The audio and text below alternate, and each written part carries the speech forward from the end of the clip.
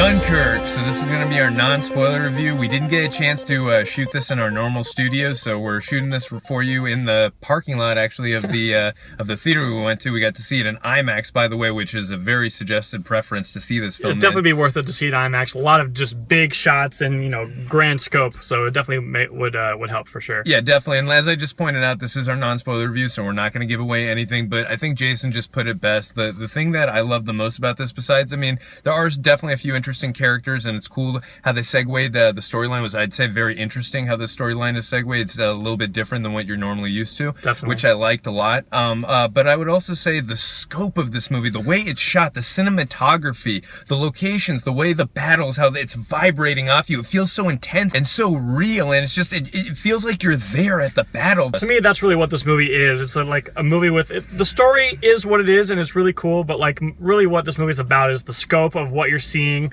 And like you said, you feel all the gunshots. You feel and the soundtrack is a big part of it too, because it makes this movie very intense and very droning sometimes, which is interesting, I thought, which was cool. But this movie is really just about showing you, what being in the situation would be like from a bunch of different perspectives. Yeah, and also just how you mentioned the soundtrack, I got to assume it's a Christopher Nolan film, so my best guess is it's Hans Zimmer. Yeah, I think so. And I always love Hans Zimmer scores, but this one was definitely, again, saying that word intense is the best way to put it, because certain scenes where crazy things are about to happen, you can tell just by the score beat, just something crazy is about to happen, or something good has happened. So it makes you give you a very unsettling feeling too. That's a good kind way of the theme of this whole movie, and is pretty present throughout the whole time. Yeah, definitely. And I gotta say too, a lot of the action in this film, from some of the Air Force shots or the British Air Force, looks amazing for sure. Incredible in the way, and again, just the way you feel the gunshots, the vibrations. It's incredible.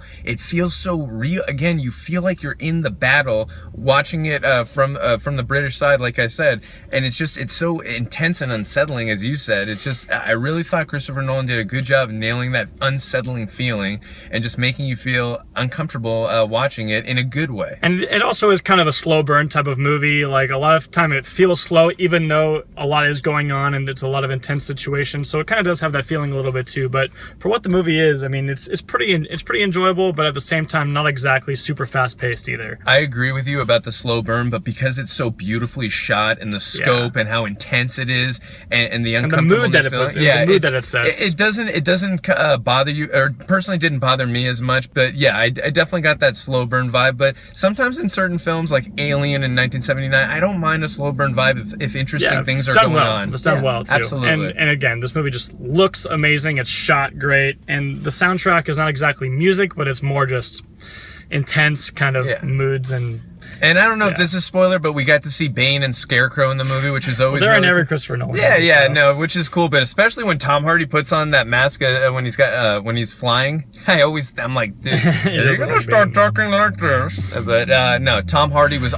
By the way, we got to mention Tom Hardy's performance in this film. There was definitely a lot of great performances throughout the film, especially the guy on the sailing boat. I forgot that actor's name. I know he won an Academy Award for Best Supporting Actor in Steven Spielberg's last film with Tom Hanks. He was great.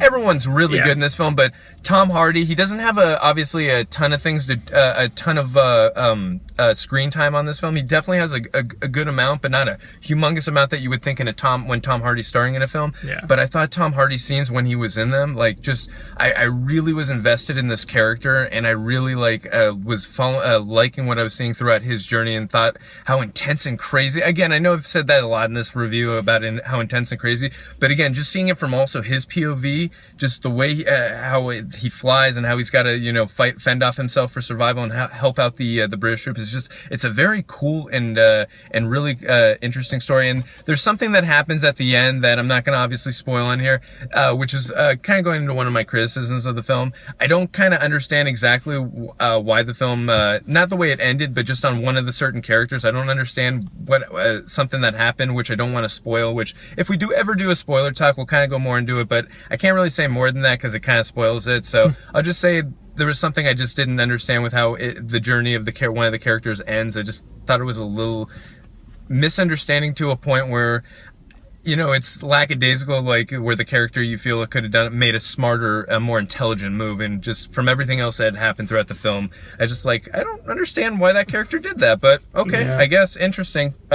Anyways, I'm not going to say this is Christopher Nolan's best film, but I will say it's a very good Christopher Nolan film, and I really enjoyed it. The hour and 48 minutes or whatever it was, like, again, it was intense, it was heart-pounding, I was invested, I was interested. It is an interesting storyline, just the whole, you know, story of Dunkirk, what happened, you know, with the British aiding the French and then the Germans, you know, trapping them basically on that island and deploying forces on them when they're trying to get out of there. So it's a very interesting story just in general, and I thought Christopher Nolan really did a good job of, you know, making it feel, feeling the authenticity of that World War II feeling. Like, I really felt like I was engulfed in the battle watching it, and I was really invested in the characters that we did get, and I thought it was a very interesting way to do the story in this film. And when you see the film, you'll know what I'm talking about, but it was a very interesting way to tell the storyline in this film. I'm going to give Dunkirk an 8.3 out of 10.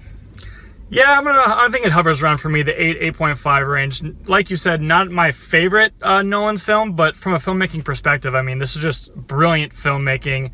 Decent, like the way they told the story was different enough to make it very interesting, and just the scope of everything and the way everything was shot and filmed was great. Not a lot of dialogue in this film, honestly, like in kind of small bits, and in most Nolan films you can't hear the dialogue very well anyway. That's also one of my criticisms. You know, too, you just got to expect that with a Nolan movie because Yeah. the soundtrack is so like glaring and Yeah. kind of in your face.